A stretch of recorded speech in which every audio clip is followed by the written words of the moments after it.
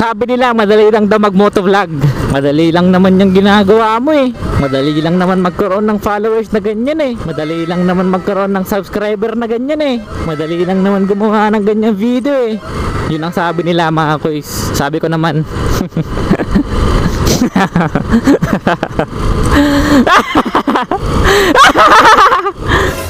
syempre naman mga kuys, ako nga nagawa ko, kayo pa kaya. Kaya for today's video mga kuys, ituturo ko sa inyo kung paano mag motovlog. Ituturo ko sa inyo kung ano nga bang dapat gawin na sa tingin ko makakatulong sa inyo sa pagsisimula sa pagmamotovlog. Paano ba mag motovlog? Kahit pa paano mga kuys, sa tingin ko pwede na ako mag-share sa inyo kung paano magsimula sa pag-vlog. At syempre mga kuys, yung i-share ko sa inyo pag motovlog, the way ako mag-motovlog, kung paano ako mag-motovlog sa aking version. Bawat motovlogger kasi mga kuys, may iba-ibang diskarte kung paano mag-motovlog.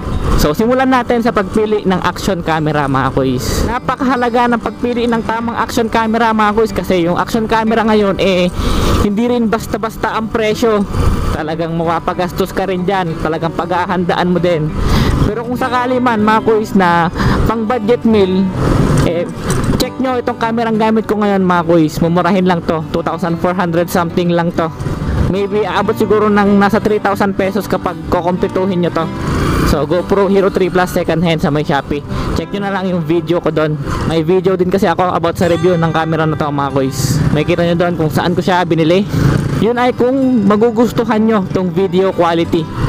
So umpisahan natin sa video quality mga kuys. Mahalaga ang pagpili ng tamang action camera para sa content na gagawin nyo, lalo na kapag travel motovlog. Mahalaga mga kuys na malinaw yung action camera na gagamitin nyo. Isa rin kasi ako sa mga talagang nanonood ng mga motovlogger mga kuys. Talagang nagte-telebabad ako dyan sa panonood ng mga nagta-travel motovlog. Kaya kahit pa paano, bilang isang tagapanood mga kuys na bumababad sa mga ganong klase ng content, alam ko mga kuys na sobrang halaga talaga ng video quality. Bakit ka pa manonood ng low quality video na vlogger? Napakaraming lumalabas na vlogger ngayon. Bagong vlogger pa lang, napakalino ng mga camera. May kita mo naka big pack na agad. May kita mo hindi na basta-basta yung action camera. Kaya mahalaga mga kuys na kahit pa paano malinaw yung action camera na pipiliin nyo. Next topic mga kuys, the way na magsalita. Ito, lagi kong error to mga kuys. Madami akong video na ganito ang error kapag nagsasalita ako, parang hindi sigurado mga kuys. Kumbaga tinatamad na akong i-retake yung sentence. For example, nagsasalita ako ngayon, tapos bigla akong nag-alangan. Hindi ko na siya nire-retake. Napakasimple lang naman ulitin mo lang yung sentence na yon. Yung tipong talagang confident ka habang binibigkas yung linya mo na pinili mo. Mahalaga yon mga kuys. Yung akala mo sigurado ba? Sa Ilocano kasi parang ganun yun Akala mo sigurado Akala mo talaga true. Talagang confident. Mahalaga yon mga kuys. Madami din akong napapanood ngayon na motovlogger mga kuys na nagsisimula na yun yung nakikita kong problema sa kanila The way sila magsalita, baga tinatamad na sigurong i-retake yung linyang pinili nila. At the same time, tinatamad na rin silang i-edit. Next tayo mga kuys sa may editing naman. Sa may pag-edit ng video. Mahalaga mga kuys na masipag ka mag-edit. Isa sa pinaka-importante mga kuys sa parteng editing yung cutting. Yung ikakat mo, yung bawat blanco ng mga linya mo. For example, ito nagsasalita ako ngayon, nagkaroon ng blanco 1, 2, 3, 4. Ito na ulit yung next na salita na naisip ko. Parang ganun ba? Tinamad na ikat yung parteng blanco. Kahit yung 2 seconds lang mga kuys, mahalaga yan na dapat matanggal yan para hindi siya magmukhang boring. Kung iniisip mo na medyo nag-aalangan ka talaga mag-motovlog kasi hindi ka madaldal na tao, kumbaga hindi ka maboka, nagkakamali ka dyan mga kuys. Kasi for example sa akin mga kuys, hindi naman talaga ako madaldal sa personal.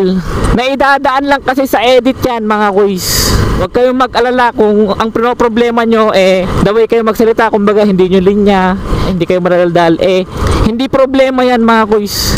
Sinasabi ko na sa inyo, hindi problema yan. Nai-improve naman yan For example, ito mga kuys, nagsasalita ako ngayon, 1, 2, 3, 4, 5. Tapos dito mayroong basketball court. Yung mga sumunod na linya ko, naandito na tayo nakaparking. Yung tipong ganun ba, mahalaga ang cutting mga kuys sa pag-e-edit ng video. Ako mga kuys talaga, hindi talaga ako madaldal na tao. Nagmumukha lang ako madaldal dito sa may video kasi nga na-edit. Napagdidikit-dikit mo yung bawat words na magkakalayo. Kaya hindi problema yan mga kuys kung hindi ka madaldal. Ang pagmumotovlog naman, hindi naman kailangan dire-diretso ka magsalita. Kunyari, 3 words, magkakadikit. Yung pang-apat na words mo, 1 kilometro bago mo naisip. Walang problema doon mga kuys. Mahalaga na dikit-dikit bawat words. I-apply mo rin yung unang sinabi ko sa inyo, malinaw na camera. At the same time, kapag nagsalita ka dapat parang sigurado. Akala mo true, ganun. Dapat confident ka. Siyempre mga kuys, kung magmo-motovlog ka kahit papano, yung motor na gagamitin mo, dapat sigurado kang makakalayo.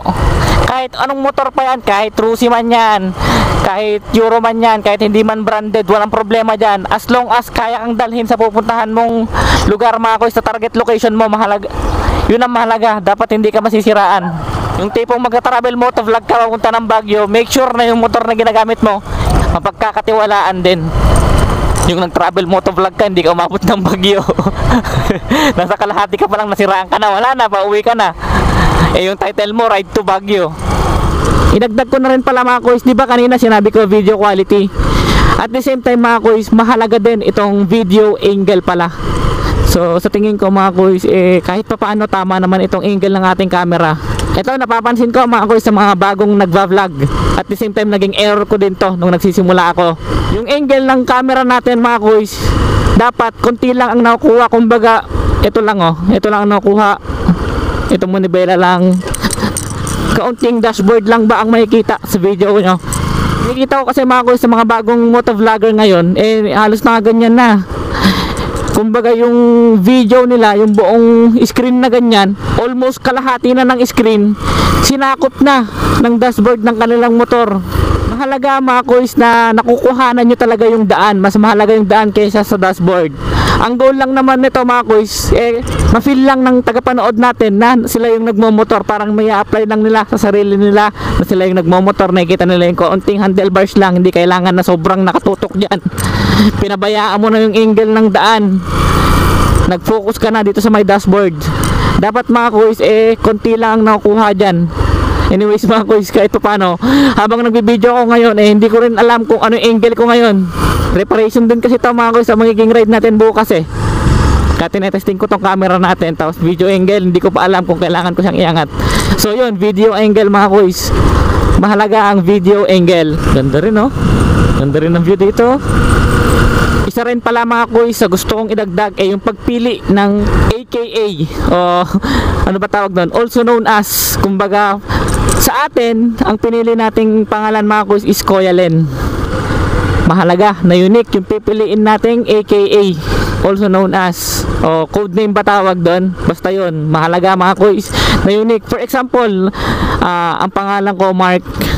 Ang pinili ko na agad na pangalan sa pagbablog Mark Motovlog. Kapag sinearch mo yung Mark Motovlog sa Facebook, naku, napakadami niyan. Napakadami kasing nagbablog na Mark Motovlog. Tapos for example, tinanong ng isang followers mo, sir, ano po yung Facebook page nyo at i-follow ko kayo, Mark Motovlog. Tapos nung search niya, 20 yung pagpipilian, wala na.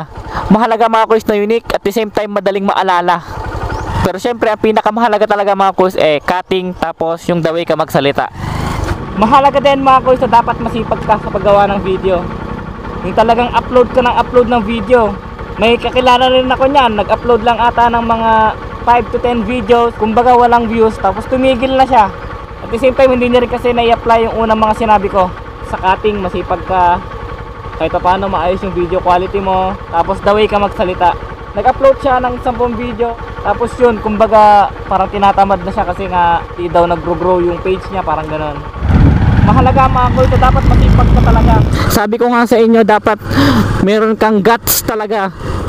Kaya't mo talaga vlog, talagang gusto mo mag-vlog, walang makakapigil sa'yo kahit alon. Sa totoo lang mga kuys, mas madami pang sumusuporta sa akin ngayon na hindi ko kilala, na nag-i-exist sa mundo. Minsan nga nagugulat na lang ako, biglang may papara sa akin, nanghihingi ng sticker. Hindi ko kilalang tao yun may ganun pala talaga. Masasabi ko lang mga kuys, sipagan mo lang ng sipagan, upload ka lang ng upload ng video kahit di sila naniniwala sa'yo. Actually mga kuys, napapaisip din ako eh. May mararating kaya ako sa ginagawa ko ngayon, sa pagbablog ko ngayon. Madalas kong iniisip yan mga kuys. Sabi ko sa sarili ko, may i-improve pa kaya ako. Dadami pa kaya yung followers ko. Dadami pa kaya yung mga susuporta sa akin. Naisip ko yan mga kuys nung nasira yung camera natin. Napakamahal ng camera na yun. Kaya ito tayo ngayon, 5 step backward tayo ngayon sa ginagamit nating camera. Although okay naman na to, pansamantala. Ito nararamdaman ko lang kasi mga guys na sinasabi ng sarili ko sa sarili ko na kung magtutuloy-tuloy ako sa ginagawa ko ngayon, magbubunga din lahat ng mga ginagawa ko ngayon.